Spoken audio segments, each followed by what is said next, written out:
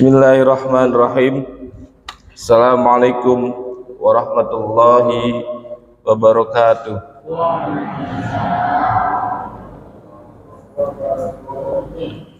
Alhamdulillahirabbil alamin. Wa bihi nasta'in wa ala umur dunya waddin. Wassalatu wassalamu ala asrofil anbiya'i wal mursalin wa ala alihi wa sahbihi wa man tabi'ahu bi ihsani illa yaumiddin, amma ba'du. Puji syukur kehadirat ilahi Rabbi. Alhamdulillah, pada subuh yang penuh berkah dan maghfirah ini kita bisa bertemu, bisa bersilaturahmi tentunya di rumah Allah yang penuh dengan berkah. Amin ya rabbal alamin. Salawat serta salam tak lupa kita panjatkan kepada baginda Nabi besar Muhammad sallallahu alaihi wasallam yang telah menyelamatkan kita dari jurang kegelapan menuju alam yang terang benderang seperti saat ini. Yang saya hormati, yang saya banggakan, pengurus atau ketua DKM Masjid Jami'ah Sholihin serta panitia kuliah subuh. Yang saya hormati, yang saya banggakan, para alim ulama, tokoh masyarakat Desa Singajaya, serta bapak-bapak, ibu-ibu jamaah Masjid As-Sholihin. Pada pagi yang berbahagia ini, alhamdulillah, saya dari semenjak SMA sudah memberanikan diri untuk berdiri di mimbar ini setiap bulan Ramadan.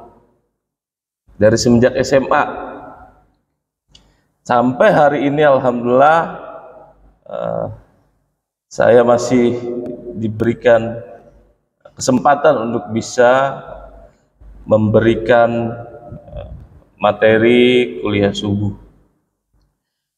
Tentunya ini suatu kehormatan dan suatu kegembiraan buat saya pribadi,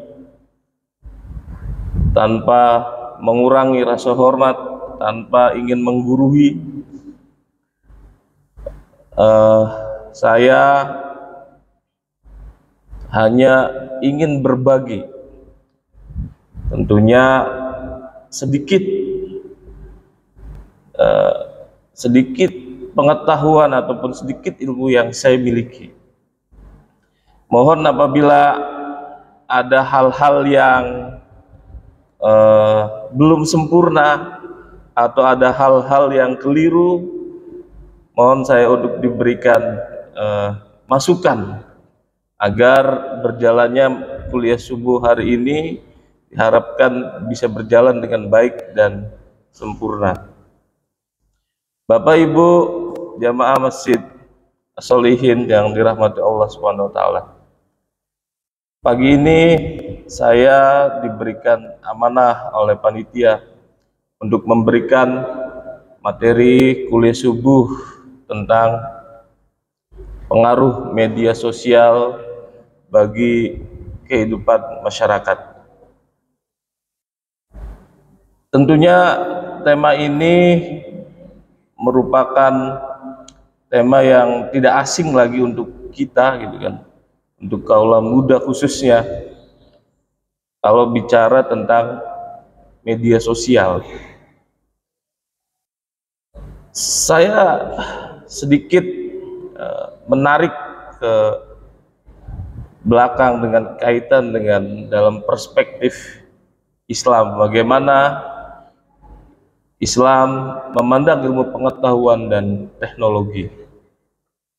Kita ingat betul bahwa di dalam Al-Quran banyak sekali ayat-ayat, gitu kan, yang pada akhirnya ini menjadikan inspirasi untuk kita, menjadikan inspirasi untuk kita, dan mendorong bagaimana pesatnya kemajuan ilmu pengetahuan dan teknologi yang hari ini bisa kita rasakan dan bisa kita nikmati. Tapi menjadi kemirisan untuk kita semua. Ilmunya dari orang Islam ada di Al-Quran dan di hadis. Kenapa justru malah pengembangnya, penemunya itu kebanyakan bukan orang-orang Islam? Nah, apakah ini suatu kemunduran buat kita? Karena kita punya ilmunya, sudah jelas di dalam Al-Quran dan hadis. Bagaimana Allah Subhanahu Wa Taala berfirman di dalam surat Al-Imran, gitu kan, ayat 190 sampai 191, yang bunyinya kurang lebih, A'udzubillahi minasyaitonirrajim, Bismillahirrahmanirrahim. Inna fi khalqis samawati wal ardi wa ikhtilafil laili wan nahari ayatin ulil albab. Kata Allah, sesungguhnya dalam penciptaan langit dan bumi serta pergantian malam dan siang terdapat tanda-tanda kebesaran bagi orang-orang yang berakal. Di dalam ayat ini tersirat sangat jelas gitu, bagaimana Allah mengajak kita, menganjurkan kepada kita untuk berpikir, melihat bagaimana dalam penciptaan langit dan bumi, serta di situ ada pergantian malam dan siang. Nah, ayat-ayat inilah yang banyak menginspirasi pada akhirnya, gitu kan, kemajuan teknologi, kecanggihan teknologi yang hari ini ada. Tapi justru menjadi ironis ketika kita yang menjadi pelopornya, kita yang punya ilmunya, justru malah yang mengembangkannya adalah bukan orang-orang Muslim. Mengapa bisa demikian? Pertanyaannya, mengapa bisa demikian? Kita tahu bagaimana awal mula ada pesawat terbang. Pesawat terbang tentunya juga tidak ujug-ujug hadir, tidak ujug-ujug ada. Penemunya juga sama, menginspirasinya adalah ketika mereka melihat burung yang bisa terbang, gitu kan. Kemudian mereka mengimajinasikan apakah manusia juga bisa terbang. Apakah manusia juga bisa terbang? Kemudian dilakukan uji coba, dan pada akhirnya pada waktu saat itu pesawat capung pertama yang bisa diluncurkan, lagi-lagi penemunya bukan orang Islam. Padahal sudah sangat jelas sekali bahwa ada ayat yang menyebutkan bagaimana di dalam surat Al-Mulk ayat 19 yang artinya, dan apakah mereka tidak perhatikan burung-burung yang mengembangkan dan mengepukkan sayapnya di atas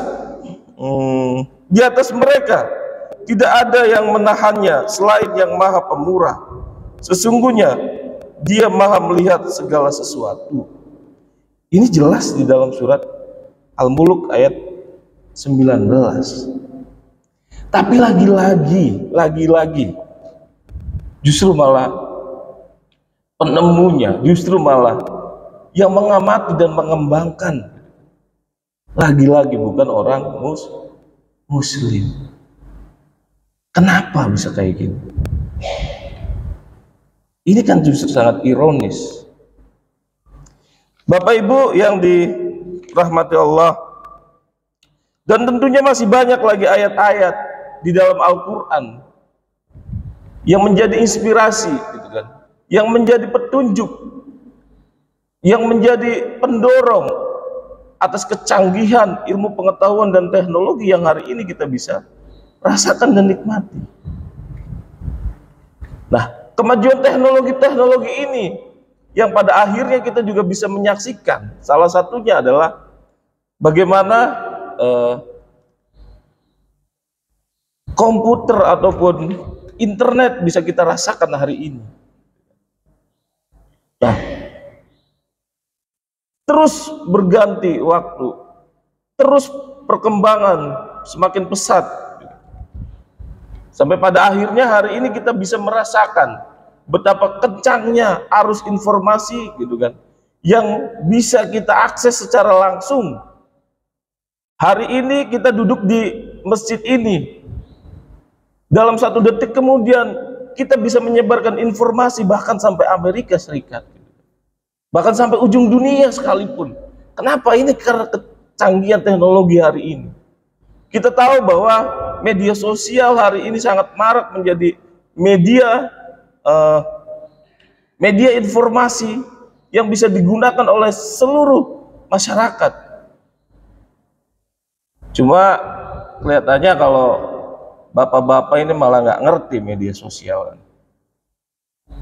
Mungkin kalau ditanya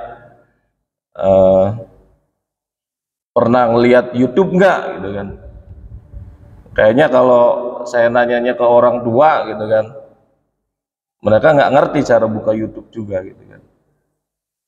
Kalau nanyanya ke anak muda, mungkin anak muda udah makanan sehari-hari buat anak-anak muda gitu kan. Ketika ditanya lagi, tahu TikTok nggak gitu kan, ya orang, apalagi orang-orang tua gitu kan, ditanya tahu TikTok nggak, saya yakin pasti pada nggak tahu gitu. Tahu Facebook nggak? Mungkin beberapa orang-orang tua masih senang atau masih bisa menggunakan Facebook. Ya salah satunya orang tua saya sendiri lah, gemar main Facebook. Pak Suhaili ini gemar sekali main Facebook. Tapi kayaknya kalau disuruh main TikTok, suruh joget-joget nggak bisa gitu kan. Kalau main Facebook hampir setiap hari. Gitu kan. Nah, kemajuan zaman dan kemajuan teknologi harus kita ikuti. Karena kalau kita tidak ikuti, kita akan termakan oleh waktu, akan tergilas oleh kemajuan zaman. Sama halnya seperti kenapa dinosaurus pada akhirnya bisa punah.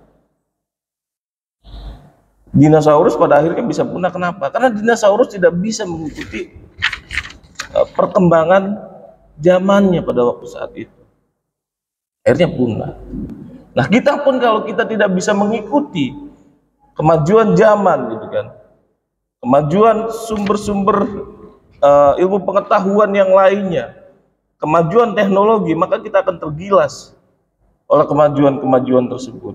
Pada akhirnya kita tidak tahu gitu kan apa yang terjadi di lingkungan sekitar kita, atau bahkan di lebih jauhnya di tetangga-tetangga dan di kabupaten-kabupaten dan di pelosok dunia sekalipun. Bapak Ibu yang dirahmati Allah Subhanahu wa taala, sangat disayangkan sekali ketika lagi-lagi saya bertanya gitu kan.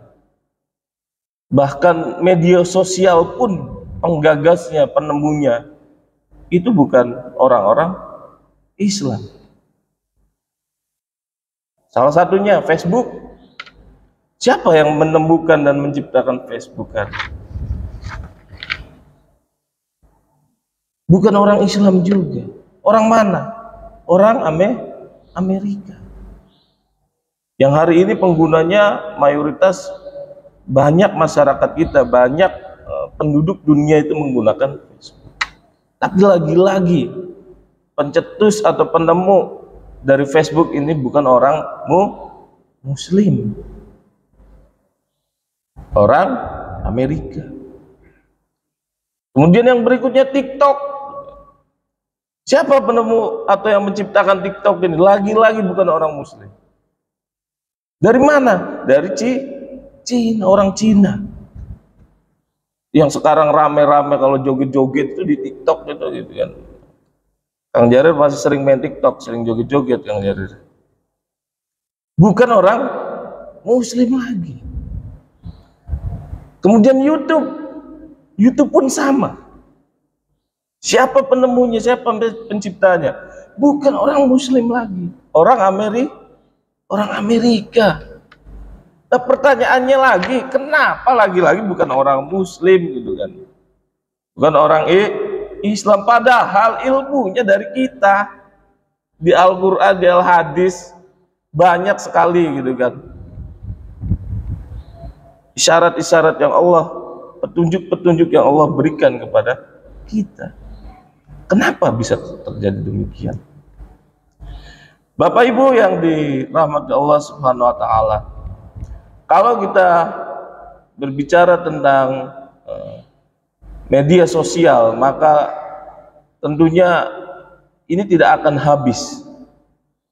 Selalu ada hal-hal baru, selalu ada media-media yang baru yang terus akan berganti, semakin canggih, semakin modern lagi.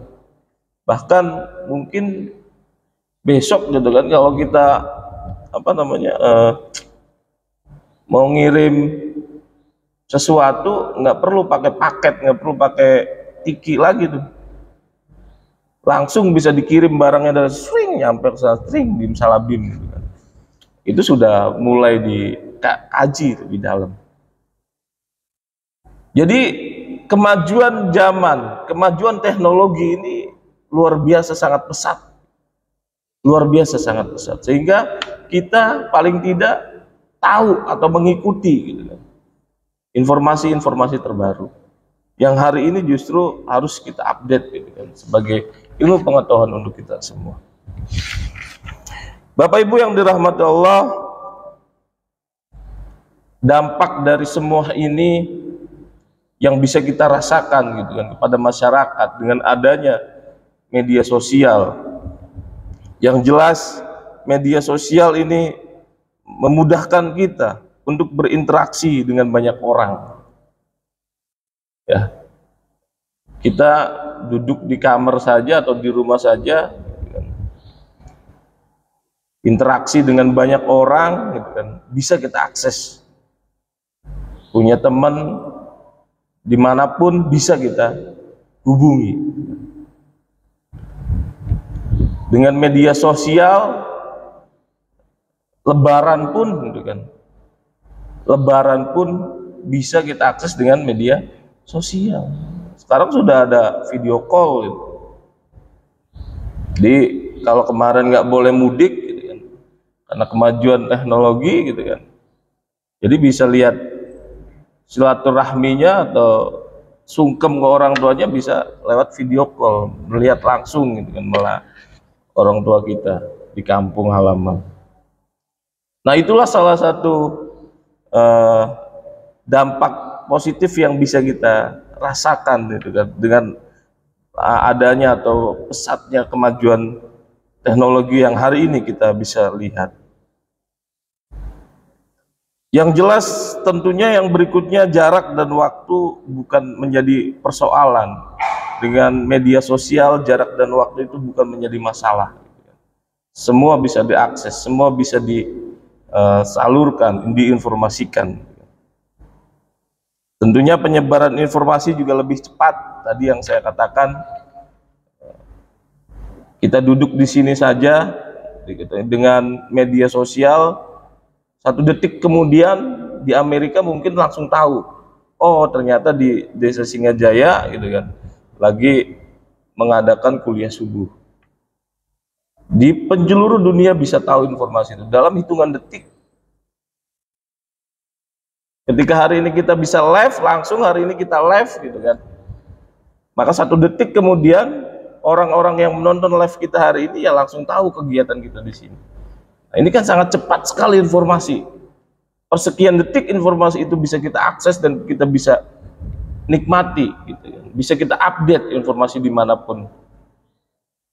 Bahkan berita di Rusia pun yang hari ini lagi geger-geger perang dengan Ukraina, kita bisa update terus, pantau setiap hari. Padahal jarak antara Rusia dengan Indonesia itu berapa kilometer, sangat jauh sekali. Tapi kita bisa tahu perkembangan yang terjadi di sana. Dimanapun mau kita akses, kita bisa tahu. Dan tentunya dengan adanya media sosial membuat segala sesuatunya lebih efisien dan lebih murah dan lebih terjangkau sekali. Dan masih banyak lagi saya pikir manfaat-manfaat yang bisa kita rasakan dari adanya media sosial hari ini, gitu kan. Mungkin kalau buat saya sebagai orang politik, media sosial bisa dijadikan sebagai alat untuk mendidik, alat untuk menyapa masyarakat yang ada di ujung Indramayu Barat, yang ada di ujung Indramayu Timur, gitu. Karena saya pun kalau keliling satu persatu, gitu kan, kayaknya dalam 5 tahun itu nggak mungkin bisa terjangkau semuanya. Jadi dengan media sosial itu memudahkan kita untuk menyapa masyarakat, untuk memberikan informasi kepada masyarakat, untuk mendidik kepada masyarakat, gitu kan. Kemarin saya baru saja mendampingi masyarakat desa Brondong, kan, karena informasi yang cepat, gitu kan, dari media sosial itu. Ada masyarakat desa Brondong yang kemudian mengadukan anaknya dicabuli oleh tetangga rumahnya karena merasa orang yang nggak punya, sehingga justru malah dicemooh oleh tetangga-tetangga di sampingnya, karena pelakunya adalah orang kaya. Pelakunya ini adalah orang kaya, sehingga dia mengadukan deritanya itu kepada kami. Ya dengan media sosial itu diadukannya. Dan alhamdulillah saya menjanjikan kalau pelakunya tidak tertangkap, saya bilang saya mundur dari jabatan saya sebagai anggota DPRD Provinsi Jawa Barat. Dalam 2 minggu pelaku alhamdulillah langsung bisa diringkus. Pelakunya langsung ditangkap oleh pihak kepolisian yang berwajib. Nah, ini sangat cepat sekali. Dari mana informasinya? Dari media sosial. Kalau tidak ada media sosial mungkin saya tidak tahu, gitu kan, apa yang terjadi di desa tetangga, apa yang terjadi di ujung barat Indramayu. Dengan media sosial ini memudahkan kita untuk berinteraksi, untuk bersilaturahmi satu sama lainnya. Bapak Ibu yang dirahmati Allah, tentunya kalau ada hal yang positif pasti ada hal yang negatif juga, gitu, yang bisa kita rasakan dari adanya media sosial ini. Makanya kita sebagai orang tua harus dampingi anak-anak kita. Anak-anak kita harus kita dampingi. Karena kalau tidak didampingi, banyak berita-berita yang masuk ke dalam HP anak kita itu yang bisa diakses oleh mereka. Situs-situs porno, gitu kan, aplikasi-aplikasi yang tidak senonoh, gitu kan, video-video yang tidak senonoh, gitu kan, di HP kita itu banyak sekali bermunculan. Sehingga kalau ini tidak didampingi atau tidak dipantau HP anak-anak kita, maka saya khawatir nanti mereka akan terpengaruh dampak negatif dari perkembangan media sosial yang ada hari ini. Dan kita tahu juga bahwa media sosial juga kadang menjauhkan orang-orang yang sudah dekat dengan kita, gitu. Kalau kita lihat, kalau lagi nongkrong, kalau lagi duduk bareng, kadang orang yang di samping kita ini tidak disapa atau tidak diajak ngobrol. Kenapa? Karena kita asik main HP kita, asik melihat internet, asik melihat YouTube, asik melihat Facebook, asik melihat TikTok, gitu kan. Sehingga orang di samping kita yang lagi duduk itu tidak diajak ngobrol. Ayo mainan HP aja, gitu kan. Nah, itu justru interaksi sosial kita dengan adanya media sosial ini sedikit terganggu, gitu kan. Sedikit terganggu. Makanya kita harus bisa memanfaatkan media sosial dengan sebaik-baik mungkin. Kapan waktunya kita menggunakan media sosial, kapan kita melakukan interaksi sosial, gitu kan. Kapan kita beribadah, itu harus ada waktunya masing-masing, gitu. Nah, biasanya kalau hal ini kalau anak-anak ABG gitu kan, anak-anak muda ini yang justru malah kebablasan. Main media sosial itu bisa sampai larut pagi. Main game gitu kan, main segala macam itu bisa sampai larut pagi. Ini yang menjadi kecanduan juga buat kita semua. Dari media sosial juga banyak terjadi konflik gitu kan. Banyak terjadi gesekan antar satu dengan yang lainnya karena saling nyindir itu bisa diketik di media sosial. Kita nggak suka dengan tetangga kita gitu kan, ya pelampiasannya ketik di media sosial. Aduh, dua utang beli bayar-bayar ke tetangga di media sosial. Terus kemudian tetangganya tahu, ribut, tahu nggak suka gitu kan dengan sindirannya, akhirnya ribut, berantem. Ya itulah dari media sosial. Sering terjadi konflik gara-gara media sosial. Gara-gara media sosial juga gitu kan, banyak orang-orang ketemu jodohnya sehingga habis itu jodohnya nggak bener, kita nggak tahu gitu kan. Atau bahkan ada yang sampai anak gadisnya dibawa lari oleh laki-laki yang dikenal di media sosial tersebut gitu kan. Ya, ini banyak sekali hal-hal yang harus kita bentengi, harus kita jaga anak-anak kita agar terpengaruh atau terhindar dari tadi pengaruh-pengaruh negatif dari media sosial. Dan saya pikir saya sangat menyayangkan sekali dengan adanya media sosial ini, dakwah-dakwah tidak dimanfaatkan oleh oleh para ustadz atau kiai ataupun orang-orang yang ingin menyebarkan syiar Islam lebih dalam. Justru malah banyaknya adalah konten-konten atau berita-berita yang saya rasa kalau di TikTok ya joget-joget saja gitu kan. Padahal sebetulnya bisa itu dijadikan sebagai alat untuk syiar ataupun dakwah di media sosial itu.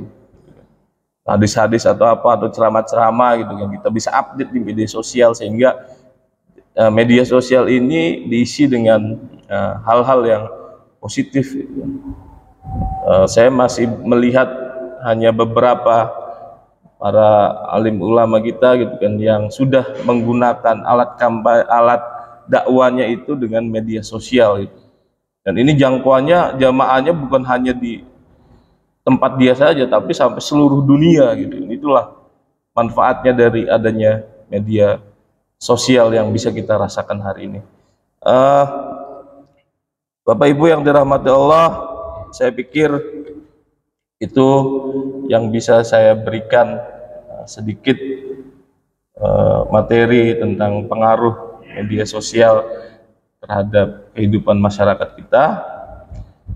Saya secara pribadi mohon maaf apabila ada hal-hal yang kurang berkenan, hal-hal yang kata-kata yang kurang layak, ataupun ada kekeliruan-kekeliruan yang materi yang tadi saya sampaikan. Saya mohon maaf yang sebesar-besarnya. Kurang lebihnya saya mohon maaf sekali lagi. Terima kasih atas waktu dan kesempatannya. Allah muwaffiq ila aqwamit thoriq. Assalamualaikum warahmatullahi wabarakatuh.